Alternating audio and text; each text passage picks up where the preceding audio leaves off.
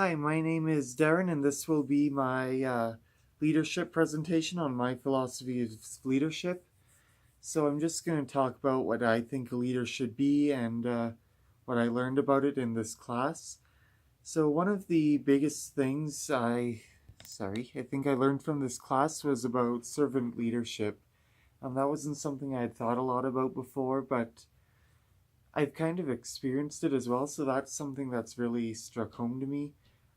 I work in a produce department and I have a manager who really is a good servant leader. Like, he does the work, he does work for us, he helps employees.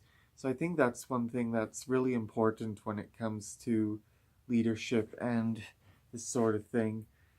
Um, Being able to help out your employees when they can, doing the work, uh, when employees need you to. Like, that's a good leader. It isn't just someone sitting back in a desk giving orders and telling you what to do but not actually doing anything. A good leader does the work as well as giving the orders. They do both. I think another really important piece to this is just how they do the work. Like, they have to do it in a way too. Like, in a retail setting, an employee can just go about his job doing his or her thing. But a good manager or a good leader, they're not only doing the job, they're instructing other people how to do the job, they're training, they're doing all this extra stuff. A good leader doesn't just do the job or just give the orders. A good leader can do both those things really well and can do them both together. Like, they might be doing work or doing whatever it is they're leading, not even necessarily a retail job. I'm speaking from personal experience because that's what I'm in. But any leader will do the work and show their employees or followers how to do the job, what to do, all that sort of thing. Um, I think another very important piece, again, this is something I experience at my work. I'm blessed to have a really good manager at work, is a good listener. I think one thing a manager, leader, anyone in some sort of leadership capacity must do well is listen to other people. That is so important that in anything. I'm going to give a couple examples here. This will probably be the big part of my presentation because I think listening is so important for a leader. Um, there's so many ways to go. I'll start with conflict resolution.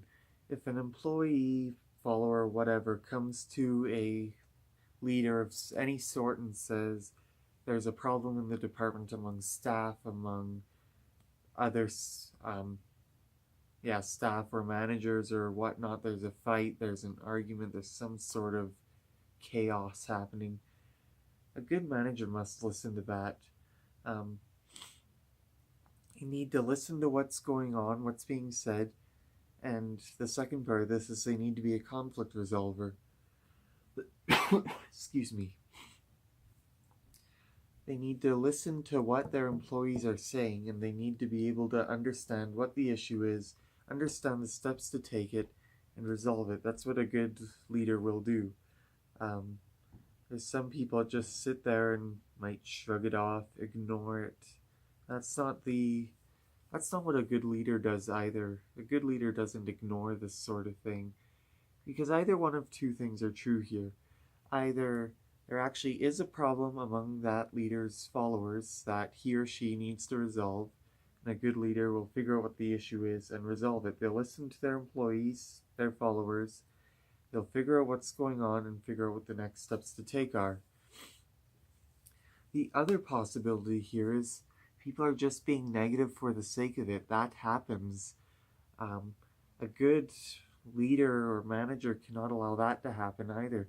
Sometimes people just walk around, heads held, heads hung low, because they like to be. Some people are just negative like that, and that is not good leadership either if you just allow that to continue.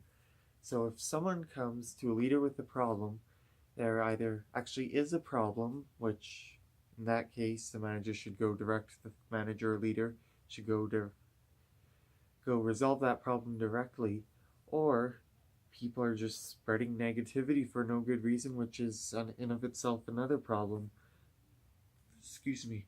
So if a workplace or some whatever environment a manager is in is having the issue of people just being negative, not even negativity. Another big thing is gossips, negativity, gossip, slander, anything like that. If a manager has that in their workplace, it needs to be taken care of because there's either three possibilities here. Either, sorry, either people are being overly negative and bringing other people down. So that's obviously a problem that needs to be resolved. Manager in that case either needs to figure out if there is something negative going on, in which case that needs to be resolved, or he or she needs to, you know, get these people to smarten up and stop being negative. Sorry. Gossip and slander, that's a whole other issue. If that's going on, then there's really major issues. And again, that falls under manager or leaders' territory to take care of.